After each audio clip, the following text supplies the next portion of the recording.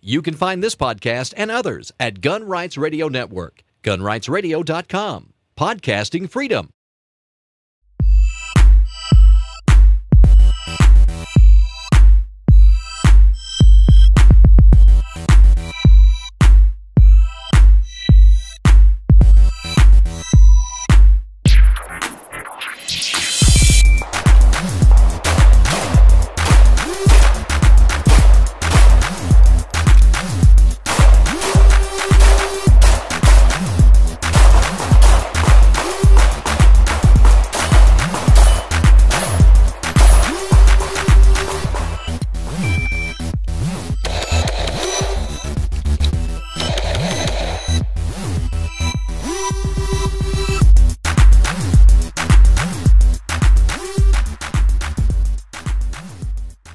Hello and welcome to episode 50 of Shooting the Breeze, the formal gun podcast of WaltInPA.com.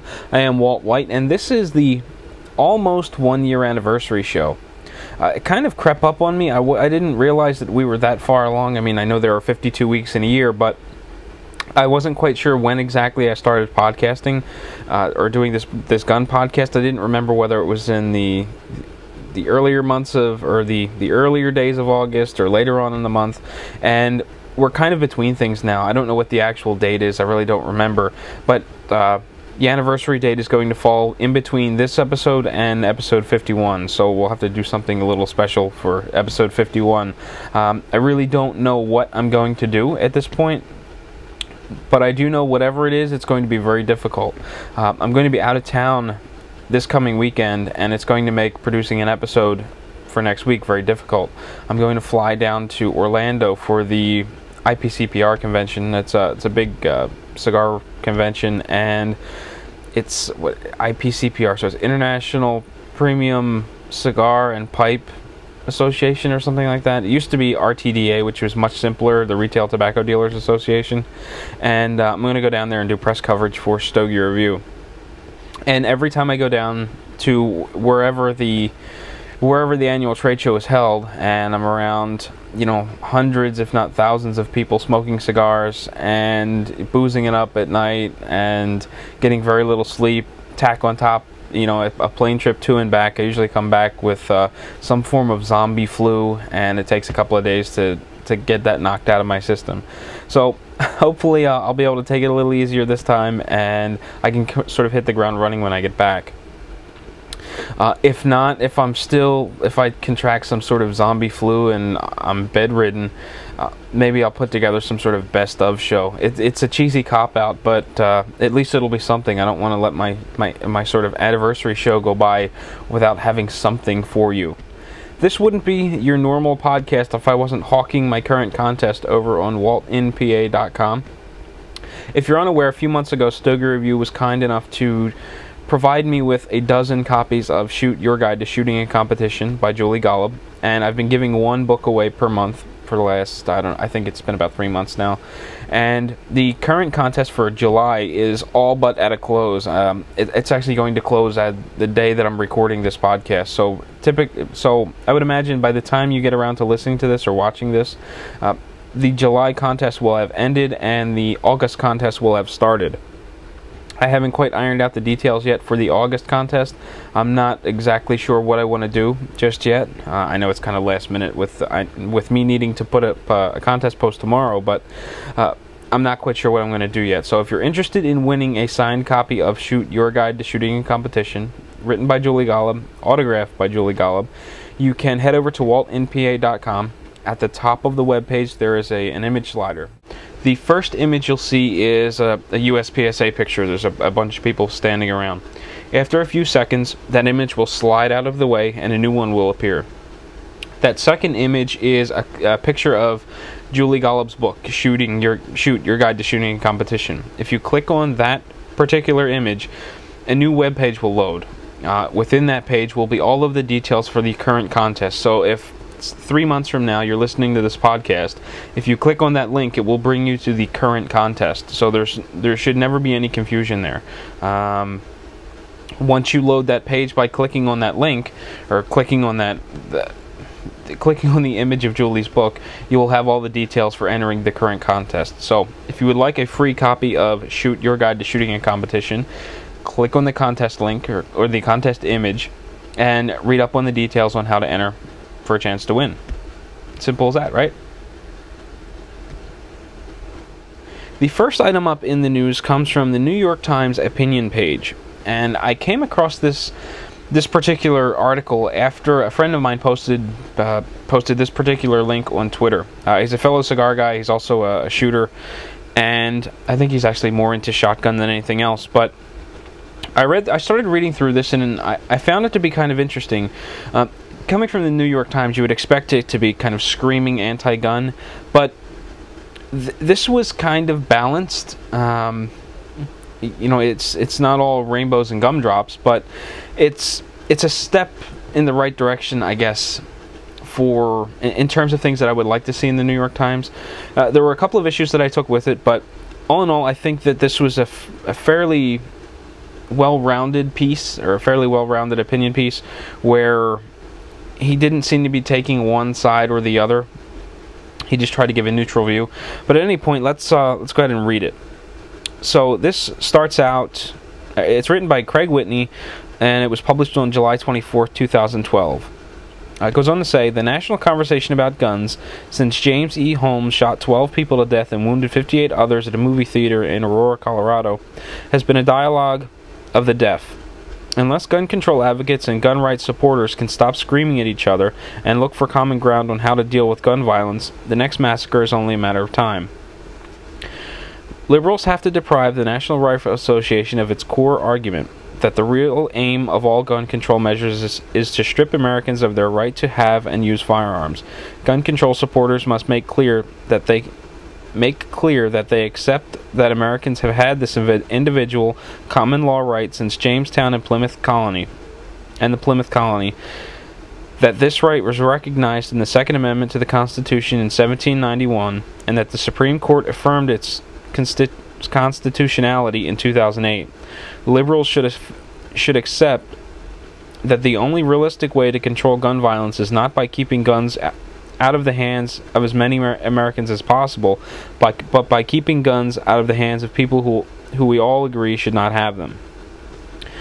Gun owners and their advocates must, in turn, stop insisting that gun ownership is an absolute right. The Second Amendment is not a law upon itself, or unto itself.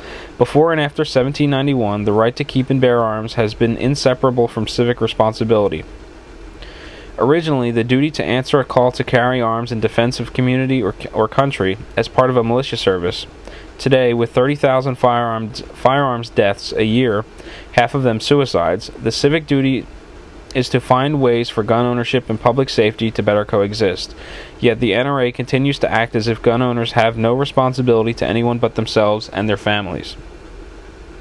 So far, liberals and centrists have done more to adopt a reasonable position. The president of the Brady campaign to prevent gun violence has lately begun to emphasize that it accepts the Supreme Court's ruling on the Second Amendment, which was also upheld long-standing prohibitions on gun ownership by felons and the mentally ill, and gun bans in schools and government buildings. New York City's mayor, Michael R. Bloomberg, co-chairman of the Mayors Against Illegal Guns, has put forward a raft of proposals to tighten background checks, better regulate gun shows, trace and share information about guns used in crimes, and crack down on the information of machine guns, the importation of machine guns, military-style rifles, and other especially dangerous weapons. But the mayor has no credibility with the NRA and its supporters. The NRA has frightened lawmakers into giving it credibility it doesn't deserve. Even after President Obama tried to start a dialogue on gun violence last year, stating, quote, "I believe that the Second Amendment guarantees an individual right to bear arms," end quote, the NRA flatly rebuked his overture and urged its supporters to vote against Mr. Obama so that he couldn't try to deprive them of gun rights through Supreme Court appointees in a second term. What kinds of measures might have helped prevent the Aurora massacre? Some have no connection with gun control. Mental health outreach and screening might have detected that a doctoral student in neuroscience in neuroscience was headed into a dark corner of the mind that might have resulted in his failing the background checks he passed when he bought his guns. Another possibility, restrictions on the purchase of large volumes of ammunition. Who besides a soldier in battle or a policeman in siege needs 6,300 rounds or a 100-round drum magazine like the one Mr. Holmes' AR-15 modified semi-automatic version of the military full automatic M16 that allowed it to fire as fast as the finger could squeeze the trigger? The online ads for drum magazines makes one's skin crawl. On a site called Woot, a 100-round magazine was advertised for $99.95. Quote, "Just the ticket. Things should really heat up, and the lead needs to fly. Of course, this means less time spending reloading and more time for shooting as fast as you can pull the trigger." End quote. Shooting sports are important recreation for many Americans, so an outright ban on bulk ammunition purchases or assault weapons like the AR-15 would be a non-starter. That was the constitutional flaw the Supreme Court found in 2008, when it overturned the District of Columbia's ban on handguns for self-defense at home. The 1994 ban on purchases of new assault rifles and extended magazines, which was allowed to lapse in 2004, was similarly overbroad. New York City, where I live, has some of the nation's toughest gun laws. I probably couldn't get a permit to carry a handgun on the street even if I thought I had a clear justification for one. Only 37,000 New Yorkers have them. But keeping me and as many other law-abiding citizens as possible from having guns does little to prevent criminals or misguided youths from illegally buying them elsewhere, or having Confederates buy them for them, or buy or steal them. Gun control supporters need higher precision instruments than the federal assault weapons ban in their arsenal if they want legislation or legislators to discuss and debate their proposals instead of dismissing them. A law requiring membership in a shooting range or a gun club for bulk purchases of ammunition or extended magazines would be a reasonable start. Vigorous enforcement of existing federal laws that criminalize buying guns under a false pretext for someone else who can't pass the federal background check, a favorite ruse of criminals, would be a good next step. Here we should take the NRA at its word. It keeps saying laws in the book should be enforced. Maybe someday we could even require people who buy guns from private owners, online or at gun shows, to pass the same federal background check. But we'll never know until we begin seriously talking to each other about our gun violence problem. And then it gives you a little information about the author. So this particular opinion piece has a lot to talk about. I don't want to spend ages on this one particular item. We've got a lot of show to cover. But for the first time ever, I jotted down some notes. I've got like 5 bullet points, 6 bullet points I want to go over really quickly. And basically I just want to take little snippets out of the original article so that we can sort of go along with this. So the first quote that grabbed my attention was, "Liberals have to deprive the National Rifle Association of its core argument that the real aim of all gun control measures is to strip Americans of their right to have and use firearms." So basically, the anti-guns lobby's reasonable restrictions simply are not acceptable. I have the right to keep and bear arms, and I shouldn't need to navigate additional obstacles in order to obtain, a firearm or be privileged enough to carry one. The Constitution says I'm permitted to carry one. I really don't need all of these reasonable restrictions piled on top of it. I shouldn't need to go through,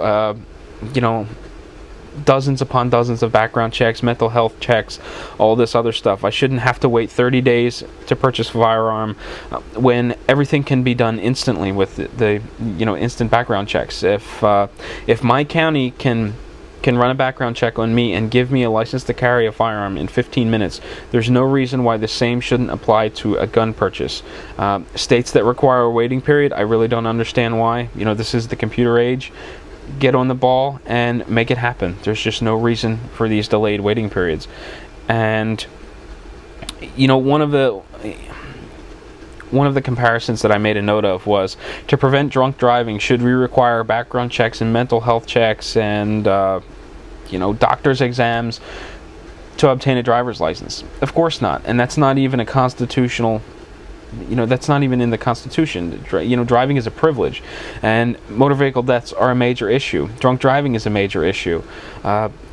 a vehicle is just as deadly a weapon as a firearm is. You can do a lot more damage with one vehicle than you can do with one bullet. So, you know, kind of take it for what it's worth. The next bullet point I have is, liberals should accept that the only realistic way to control gun violence is not by keeping guns out of the hands of as many Americans as possible, but by keeping guns out of the hands of the people we all agree should not have them. You know, I think that the author makes an excellent point here, and I agree with them. However, the real issue is, how do you sort the should have the guns from the shouldn't have the guns people? You know, in order to do that, you're going to be stepping on the rights of the individuals that should have firearms, and it's a really sticky situation. How do you separate the two and prevent these people that may cause lots of harm, or that are planning on doing illegal things with these firearms, from the people that simply want to exercise their Second Amendment right? You can't do that without stepping on someone's rights, and the good guys are the ones that are going to pay for it. The third bullet point, gun owners and their advocates must, in turn, stop insisting that gun ownership is an absolute right. If we're going to water down the Second Amendment, why not others? How about free speech? Only the only people that have free speech are determined by the government. So whoever is deemed worthy by the government gets full free speech rights. Or how about your Fourth Amendment rights? You're walking down the streets, and any police officer anywhere or any government official has the right to stop you and say, you look suspicious, empty out your pockets right now. For no apparent reason, no rhyme or reason required. If we're going to start watering down the Second Amendment, you know, where does that end? Next, do we start watering down free speech? Do we start watering down Fourth Amendment rights? You know, where does it end if we're going to start watering things down? Another bullet point. Another possibility, restrictions on the purchase of large volumes of ammunition. Who besides a soldier in battle or a policeman in a siege needs 6,300 rounds or a 100-round drum magazine like the one Mr. Holmes' AR-15, a modified semi-automatic version of the full automatic M16, yada yada yada, that allowed him to fire as fast as his finger could squeeze the trigger? So who needs large volumes of ammunition? Well, I shoot you at 2 USPSA matches a month. That's 250 rounds per month, roughly. So 2 of them over the course of a month is 500 rounds over 8 months, 16 matches times 250 rounds per match. That's 4,000 rounds per year. I'm almost at that 6,300 rounds, and that's just 2 USPSA matches throughout the course of a USPSA season. So incorporate in practice sessions, plinking sessions, just going to the range and having fun with buddies sessions, and you are easily over 6,300 rounds of ammunition. Being that I don't reload, the only way for me to afford to do this is to buy in bulk. If I can't order bulk ammunition and save money, it makes shooting very difficult. So if we're going to start limiting ammunition purchases, you know, to tiny little allotments per purchase, we're going to cause a problem for me and all of the other shooters out there that do a fair amount of shooting. Not all gun owners go out and shoot 50 rounds of ammunition throughout the course of a month.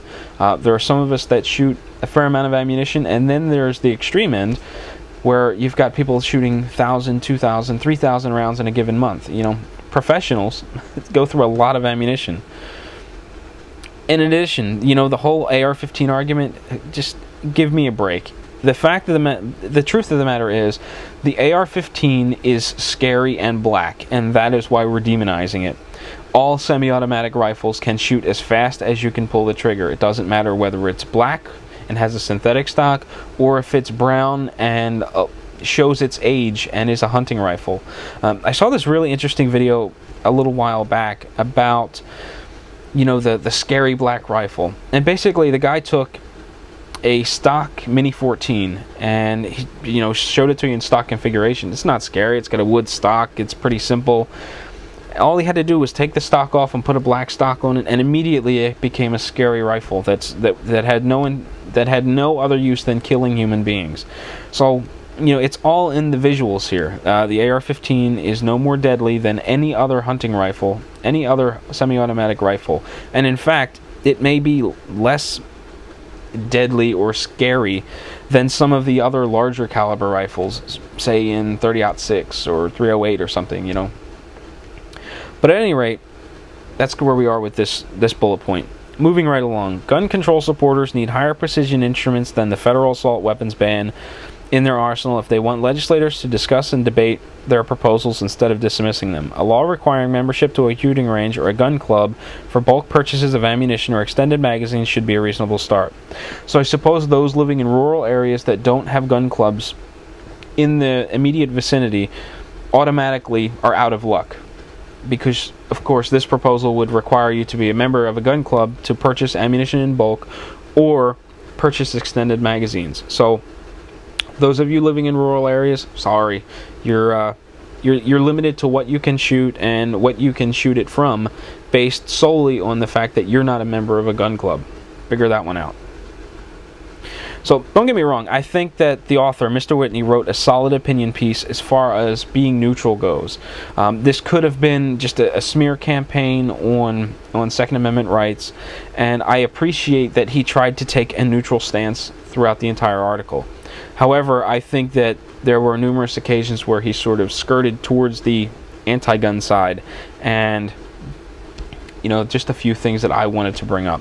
So we've covered this one to death, and I want to move right along to news item number 2. So sit tight. The second piece of news is kind of short and sweet, and it comes from Fox News. It's entitled, "Texas Man Accidentally Fires a Gun in Walmart, Police Say." It was published on July 24th, and it goes on to say, "A Texas man injured 2 people and himself after he accidentally fired his handgun Monday night while standing on line at a Walmart store," police said. MyFoxDFW.com reported that the suspect, who was not identified, accidentally fired his gun while reaching into his wallet at the Dallas area store. The bullet hit the man in the buttock and shattered on the ground. Fragments hit a child in the leg and a woman in the foot, the report said.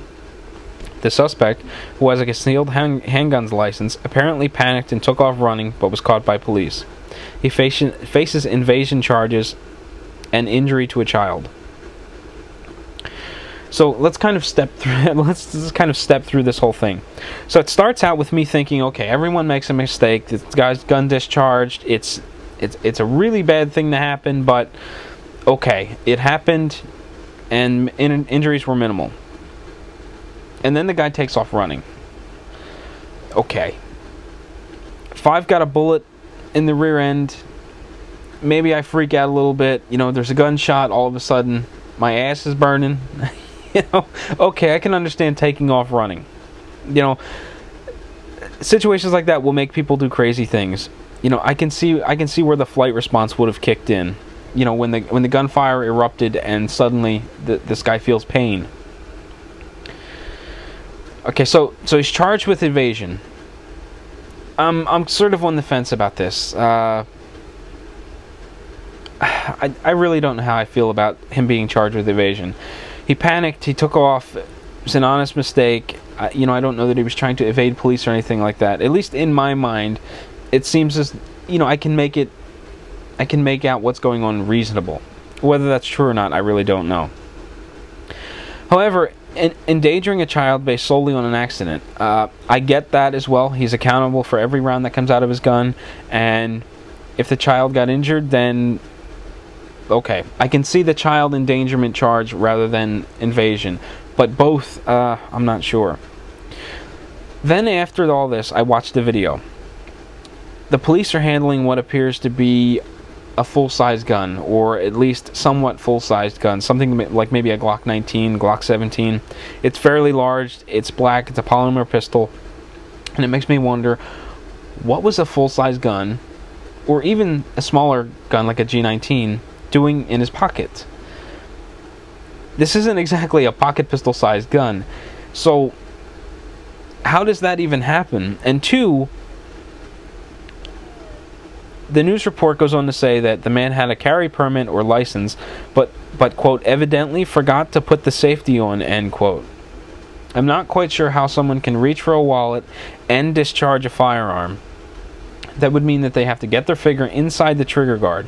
So either this was a classic case of the gun should have been in a proper holster and he had additional stuff in the pocket in which the gun was in, so he had his gun and his wallet in his pocket, or he was screwing around with the gun when he reached for his wallet and the gun discharged.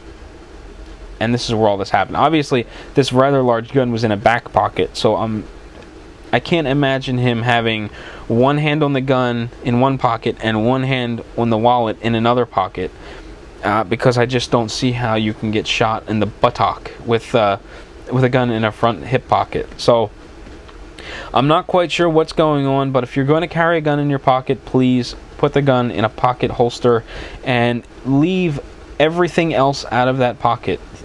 Dedicate one pocket for the gun and the gun only. Well, the gun and the holster, the gun inside the holster.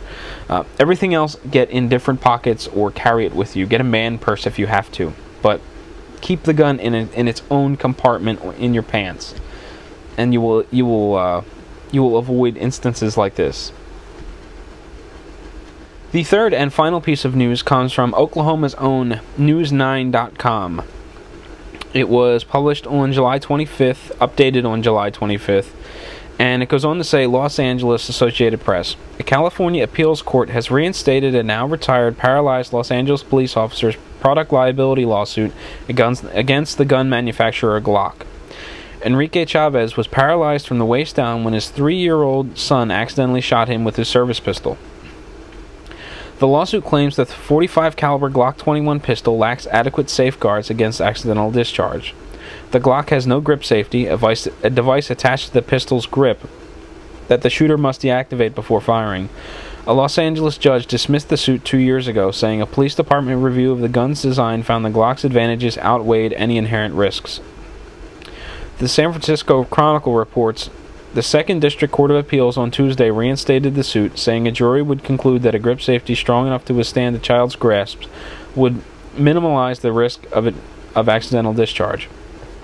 So, short and sweet little news piece, and I cannot understand why this court case is going forward. Here's a really simple solution for you. If you're a police officer and you have a service gun in the house, keep your service gun away from your 3-year-old child, and you won't have to worry about your 3-year-old child accidentally finding it and shooting themselves or you in the process. I cannot wrap my mind around why Glock, the manufacturer of the firearm, is being sued, and claiming that the gun does not have adequate safety measures built into it is absurd. The police department obviously concluded that the pistols were safe enough for duty use, so why would there need to be additional safeguards beyond what the police department deemed necessary? So if you want to get sue happy and sue someone for your injury, maybe you should sue the police department rather than Glock. The police department approved the weapon. The police department is the reason why you have the weapon, not the manufacturer of said weapon. And even suing the police department, I think, is absurd. The fact of the matter here is that the police officer wasn't responsible enough to keep his gun out of the hands of a 3-year-old child. It is no one's fault but his own that this happened.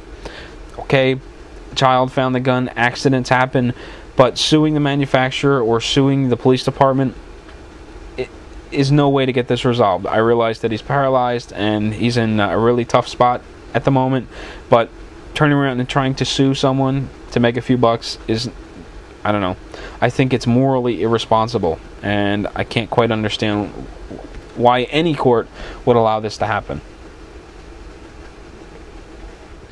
This is the part of the podcast where I do featured content. Now, I got a little long-winded earlier on in the podcast when I was covering the news, and I've eaten up about half of the allotted time that I have for the podcast.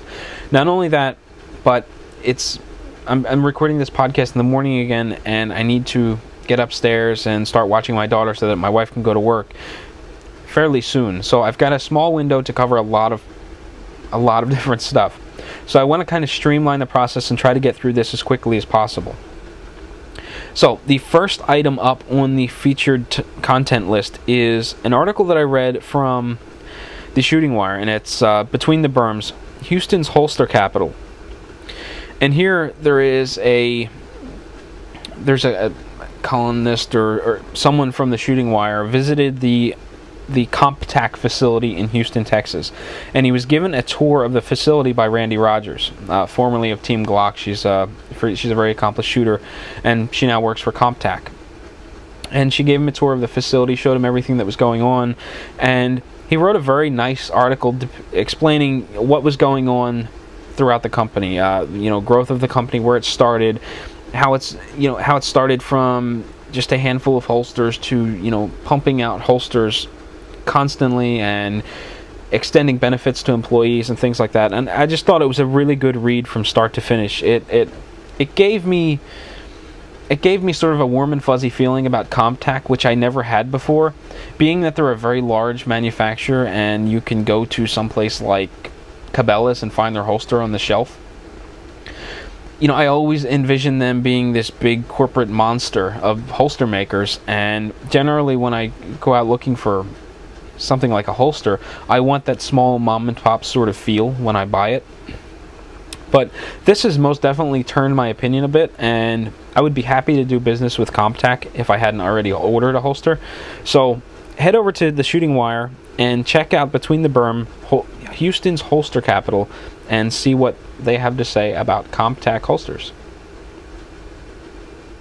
The second piece of news this week comes from Weerd World. It's been a little while since I've done any featured content from Weerd Beard. However, this one really grabbed my attention. It's painfully short, but basically it is a YouTube embed of a video from what looks like MSNBC, the Ed show, some town hall kind of a newsroom kind of show, where the host is discussing the Aurora, Colorado shooting with the brother of one of the victims. The victim is Jordan Gowie. I believe it's I'm hoping that that's the victim's name and not the brother's name. Without watching the video again and grabbing some notes, I'm really unsure. I just happened to see the screen cap of the video and I see Jordan Gowie, brother of Jessica Gowie. So obviously I got that mixed up, and the answer was right in front of me all along. So here we have a news reporter interviewing Jordan Gowie about his sister Jessica Gowie, who was murdered in Aurora, Colorado. And throughout the interview, at one point the news host starts asking Jordan his opinion on gun control. And one of the things about this shooting is that it's terrible that news organizations keep using it to push an agenda. Gun groups do it too. It's not just anti-gunners. Both sides of the aisle are using this incident to push their agenda. Be it good or bad, however you want to look at it.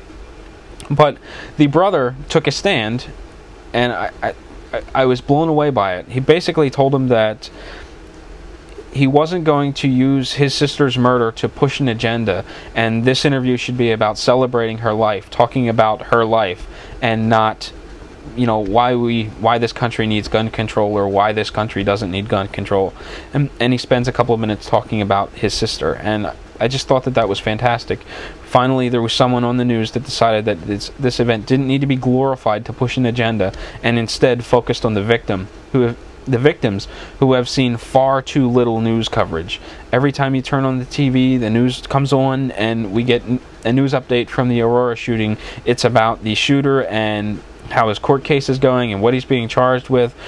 What's new news in terms of, they found a package at the university and what was contained in the package and what charges they're heaping on him now, instead of the victims who were buried or who have been started to be buried. This was just really refreshing, and you should head over to Weerd World and check out the video for yourself.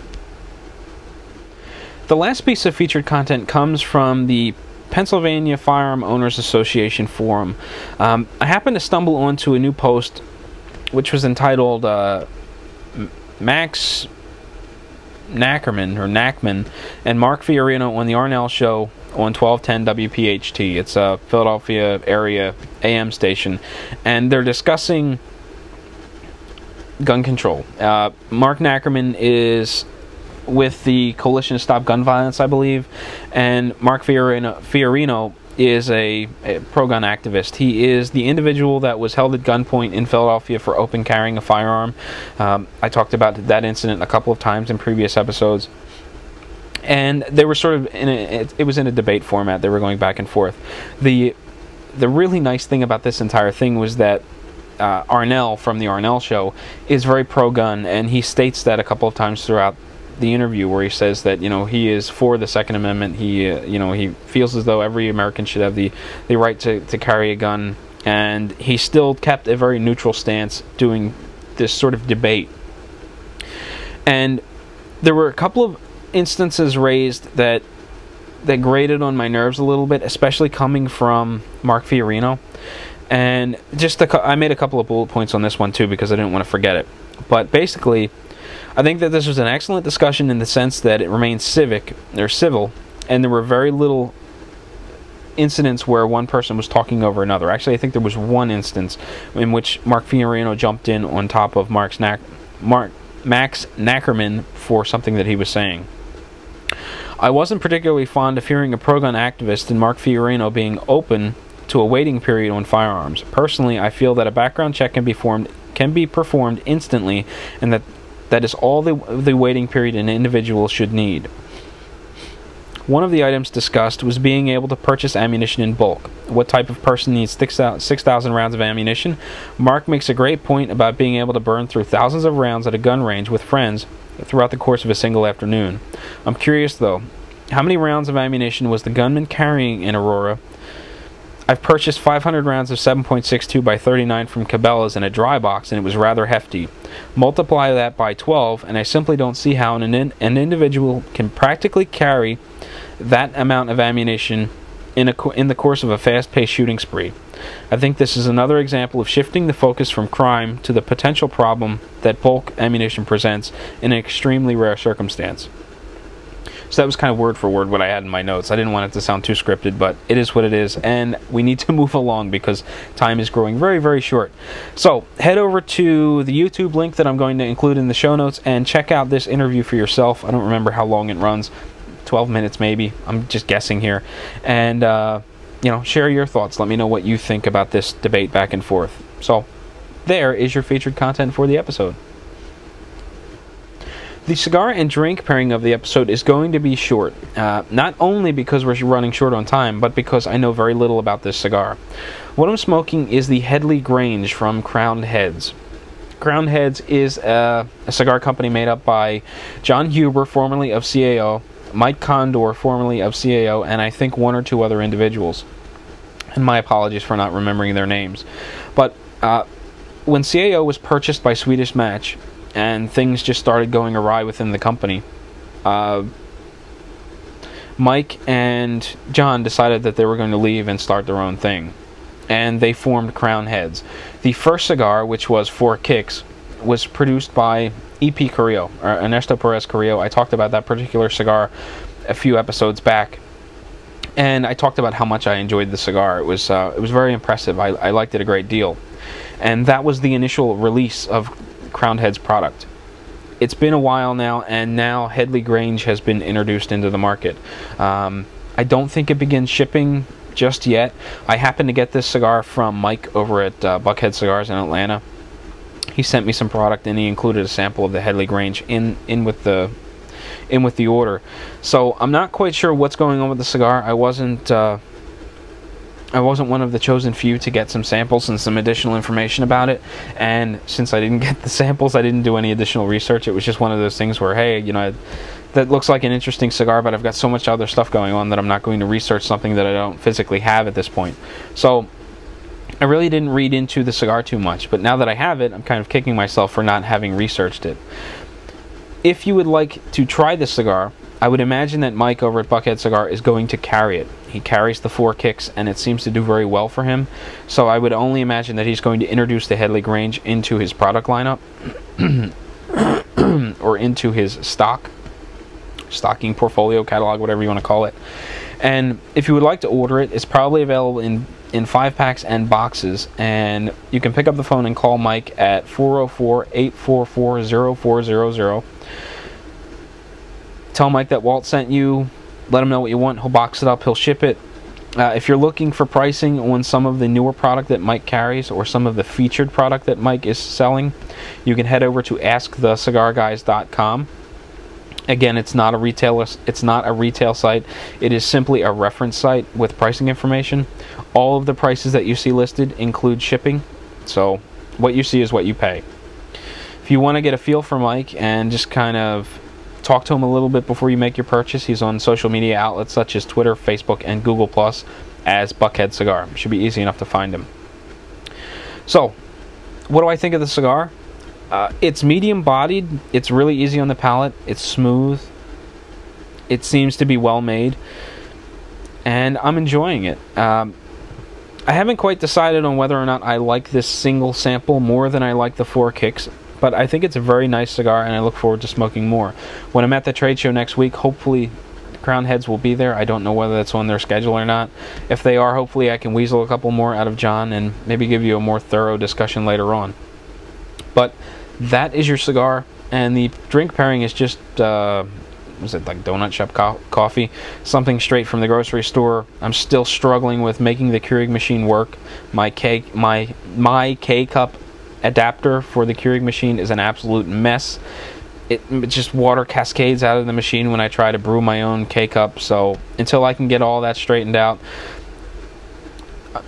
the Second Amendment coffee that I bought is just going to be I'm going to drink that slowly when I run out of typical K-cups. So there is your cigar and drink pairing for the episode. The discussion topic of this podcast is going to revolve around my very first IDPA match.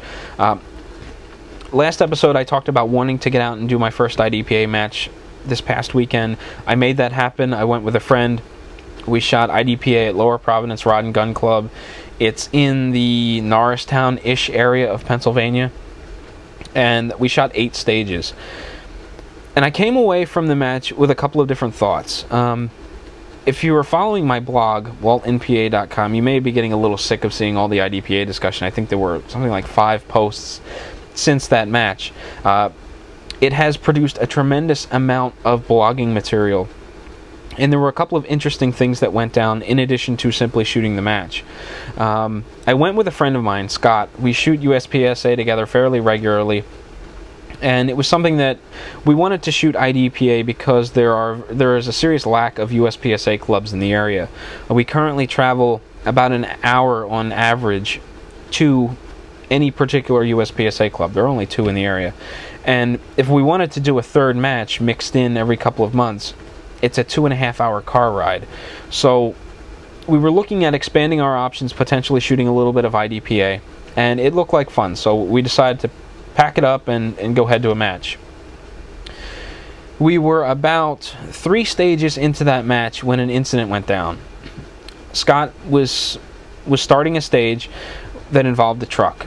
He had to sit inside of a truck with his right hand on the steering wheel, his left hand on a door, and his left foot on the ground. His right foot was inside the truck. So it was sort of half in, half out of the truck. At the buzzer, you need to get out of the truck.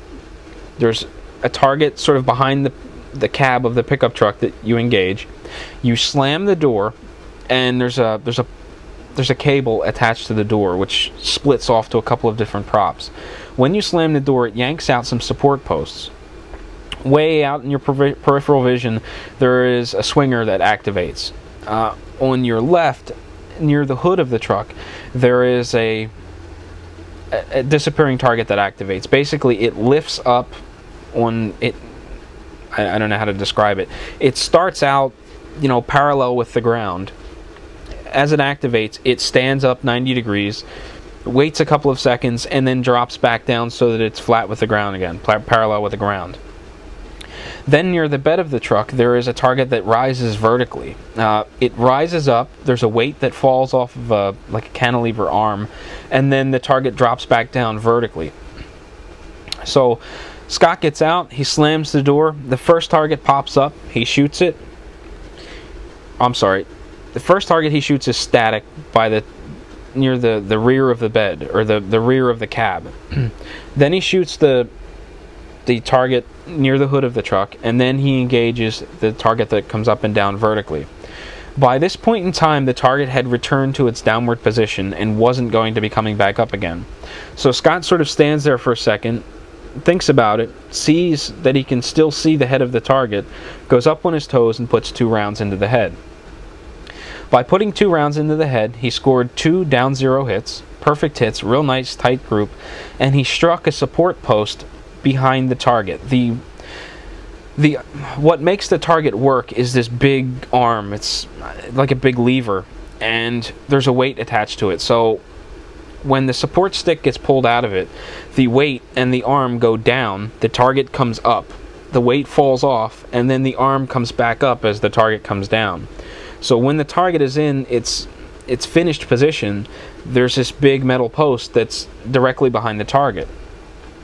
Scott's 2 rounds passed through the head of the target and struck this metal post. The metal post is about 1 inch wide, and personally I think it was a fluke that Scott hit it once, but he hit it twice. In the video you can hear 2 little pings as the bullets pass through the metal support post, and Scott continues on with the stage. After the stage, the safety officer tells him, you know, don't ever do that again. You're not supposed to shoot the targets after it's finished. After a disappearing target disappears, that's it. You don't engage it again. And, you know, you damage the prop. So, meanwhile, while all this is going on, I'm holding the camera, and behind me, you can hear one of the other competitors say, you know, this is BS. He shouldn't be doing that. This, that, and the other thing. And then, after everyone assesses the damage, there are some grumblings from our fellow shooters that Scott should have to pay for that target. Find out later on it's a $200 target. This was after the fact, but you know, Scott's apologizing over and over and over again. You know, he's really sorry that he did this. It was an honest mistake. You know, he feels horrible. So when the match director is informed, Scott tells him, look, I'm sorry. You know, I'll give you money for the target. And the match director says, well, if the safety officer doesn't feel as though you committed an unsafe action and you didn't do it maliciously, then I'm not worried about it. You know, you put 2 rounds into a prop. It happens. And it was dismissed as far as the match director was concerned. No one was injured. It wasn't an unsafe action, or it wasn't deemed unsafe, and it should have been dropped there.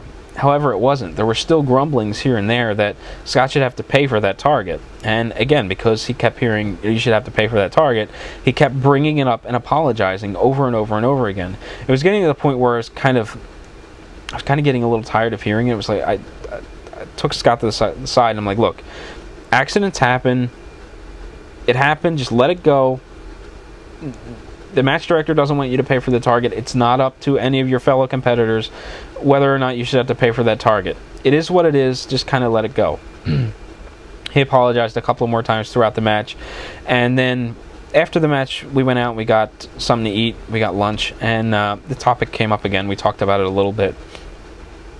Excuse me. But at any rate, that evening I put together the video. I made a post on my blog about what happened. And I was just asking for opinion. And that post sort of blossomed.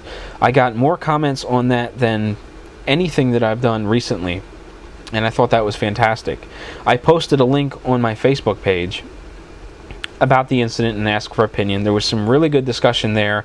The safety officer that was running the stage chimed in and explained his stance on the situation. It developed into a rules discussion, which prompted another post by me asking about rules and failure to do right. That second post was picked up by Gun Up and reposted on Facebook and Twitter, which got a bit of attention.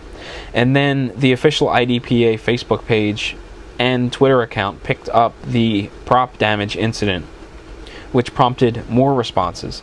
So there were a fair amount of views that saw what was going on, and there were a number of people that offered their opinion, many of which sided with Scott and stated that if something is downrange, it is going to get shot, and you have to expect that. It's the fellow competitors that said Scott should pay it and were heckling him should be ashamed of themselves for doing that, and the shoe would be on the other foot. Had they damaged it, they probably wouldn't want to be paying for it either. So everything that went down was kind of interesting. There were a lot of lower provenance shooters that saw the post or that commented, that mentioned that that was their club and things like that. So I'm kind of curious on whether or not Scott and I are going to be welcomed back to that club for IDPA, because I don't know, I guess I shed some light on a situation that wasn't ideal for the club. I doubt they would prevent me from shooting there again, but you know, it sort of gives me that little uneasy feeling in the pit of my stomach, like if the next time I show up, am I going to get a hard time from the safety officers on duty? Am I going to get a hard time from the match director for giving this situation so much attention? You know, it wasn't intentional, but I think that it was a very good learning experience that it did happen. So prop damage aside, what did I think of the match itself? Well, to be completely honest with you, I think that it could have been run better. Not saying that the match director runs a bad match or anything like that. It's just that there was a lot of waiting around. It was fairly warm. It was in the 90s. There is virtually no shade at this place. However, the match director had tents set up, so there was basically an easy-up canopy at every bay, and you would see all the shooters huddled underneath the shade of this canopy, you know, when someone wasn't shooting or pasting and things like that. And so I'm getting a little irked by the delay and the heat. So I'm getting a little grumpy. But at one point we shot 2 stages that were on one bay. We shot the stage with the truck on it where Scott damaged a prop. And then we wrapped back around and shot stage 1, or bay 1.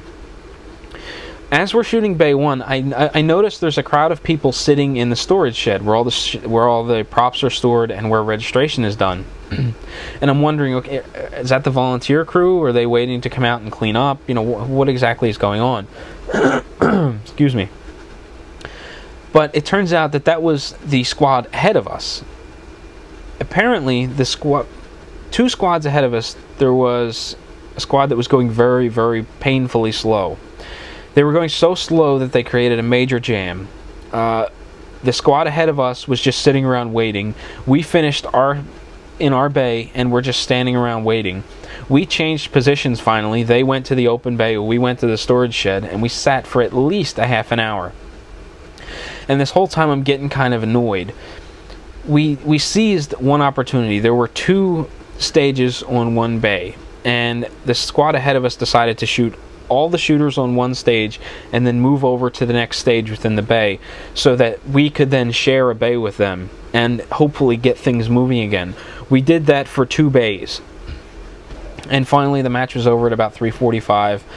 And the whole time that this is going on, I'm thinking, you know, this is crazy. Why am I here so long? I've shot roughly 85 rounds, and I'm there for longer than I would have been for a USPSA match. I shoot the same club, USPSA, more than double the rounds in less time. It seems as though, I don't know, USPSA, they allow a walkthrough. Each competitor can go through the stage, airgun it, do whatever they have to do, create a stage plan. We're given 5 minutes at the beginning of the stage to do that. With what was going on in IDPA, we had an initial walkthrough. The safety officer would walk through the stage, explain everything to us, and then he would field some questions. One of the safety officers, I don't want to be rude, but he was kind of a dick. He didn't want to answer questions. He was getting aggravated. He was doing that loud audible sigh, you know, throwing his hands up in the air, rolling his eyes. He flat out refused to answer one of Scott's questions at one point and walked away from him. So he's like not answering questions. He's getting upset. I guess he's getting grumpy from being in the heat and spending all this time on the range too. But at the same time, when you've got 4 new competitors on your squad, you need to be a little bit more patient and answer questions. Fortunately, we had 2 safety officers on the squad. One I just told you about. The other one was perfect. I mean, I couldn't have asked for a better safety officer. He was patient. He explained everything. He answered questions. In the event that you had a fairly lengthy question, he would pull you aside so that you weren't disrupting any of the other shooters and they could continue shooting, and he would answer any questions that you had. If you didn't grasp what he was telling you, he would find a different way of explaining it so that you understood. The perfect safety officer in terms of, new shooters, being good for the sport and new shooters. I think he was the ideal safety officer for our squad. So we had this sort of mixed thing going on where one safety officer was, I don't know, again, kind of a dick, and the other one wasn't. So, you know, that was off-putting. All the time on the range was off-putting. The low round count was off-putting. The hours and hours on the range was off-putting. And toward the end of the match, there was a guy that I usually shoot USPSA with. He'd said to me, you know, I guess this has kind of left a bad taste in your mouth for IDPA. You know, don't let that happen. It's rare for this to happen. Usually we're off the range by now. And, you know, I kind of have mixed feelings. Yes and no. Yes, it left a bad taste in my mouth because I felt as though it wasn't run as well as it could have been, and things should have been streamlined much faster. On the other hand, I understand problems occur. There were a lot of new shooters. I think there were about 20 of them. And they were spread out throughout all squads. So I can understand things taking a little bit longer. Things need to be explained to new shooters. I'm a new shooter. I had questions. So if there were a problem there, I was part of the problem. So I'm not going to chastise new shooters for asking questions. It's completely understandable, and they should be doing that anyway. I did have fun. There were a couple of really interesting stages. The truck stage was fun. The most fun stage of the day was one of the more simpler ones. There was like a faux pool table set up. The shooters were starting leaned over the pool table, holding a cue as if they were taking a shot. And at the buzzer, you had to drop the pool cue, draw your gun, and engage a target, get behind cover, and engage a couple more targets. As simple as that stage was, I think it was 10 rounds in all. I had a blast. I would have shot that thing 4, 5, 6, 7 more times and still gotten a kick out of it. I liked it. And being that I enjoy pool, it was something that I got into, and I could envision that sort of scenario developing. And that was just my favorite stage of the day. 10 rounds, very simple, but it was a blast. I'd go out and shoot it right now if I could. I don't know whether or not we're going to be returning to Lower Providence in the near future. We're still shooting USPSA on a regular basis, and IDPA we're going to mix it in throughout the months. There are a couple of other clubs we want to shoot. After some of the things that went down at Lower Providence, we want to get around and see what other clubs have to offer. We will definitely be shooting Lower Providence again, just probably not next month. We want to shoot at a club in Gap, Pennsylvania. I don't remember whether it's Heidelberg or something else. I always get the name mixed up on the club. And another one is Onalani. From what I understand, they do very large, successful sanction matches up there at least once a year. So I want to get up there. I want to see the facility. And, IDPA is going to happen more in my future. I just don't know when or where. So that is my IDPA experience. I got kind of long-winded here, and I would like to tell you about a lot of other stuff that happened, but glancing at the clock, the podcast is getting toward the high end of the time scale, and I'm running really, really short on time, so I've got to wrap this up. I hope you enjoyed the IDPA discussion and the rest of the podcast, but it's time for me to close it out and let you be on your way. Before I let you go, I want to thank you for checking out episode 50 of Shooting the Breeze, the formal gun podcast of waltinpa.com. Depending on how you digest this show, there is an audio feed if you're into listening to episodes on your MP3 player or your iPod. There's also video format, so if you're a YouTube user, you can watch me talk this entire time. There's also an RSS feed for that, as well as an iTunes feed. Actually, there's an iTunes feed for both the audio and video. So that's basically the two ways to digest the show, via video and audio. There's a number of ways you can get the show, be it iTunes, RSS. All of that information is on waltinpa.com. If you click on the subscribe link, again, all of that information will be there and how to go about subscribing. If I've said something that interested you or annoyed you or just has spurred your desire to contact me for whatever reason, you can do so via email. My email address is walt@waltinpa.com. If you'd like an even simpler route, head over to waltinpa.com, click on the contact button, and all of the information is there. Twitter, Google+, Facebook, the blog's Facebook page. There's even a contact form. Fill it out, click submit, and it'll get fired off to me via email. Again, that's kind of it. Thanks for checking out the show. Thanks for all of the support. A Comments are always welcome. Please feel free to leave comments on the YouTube video on waltinpa.com. I post a new topic on the Gun Rights Radio Network forum for each release. If you're a Gun Rights Radio Network forum user, head over to the Shooting the Breeze subsection and comment away. I look forward to hearing all of your correspondence and such. So, again, thanks for all the support, and I will catch you next week, hopefully. Hopefully I won't have some sort of zombie flu from all the booze and cigar stuff, but I'll put out a show if I'm physically able to. Hopefully it won't be a cheesy best of show, but only time will tell. You can hear Gun Rights Radio Network on Stitcher Smart Radio. Stitcher allows you to listen to your favorite shows directly from your iPhone, Android phone, BlackBerry, or Palm phones, on demand and on the go. Don't have Stitcher? Download it for free today at Stitcher.com or in the app stores. Stitcher Smart Radio, the smarter way to listen to radio. Gun Rights Radio Network shows can be found under Sources.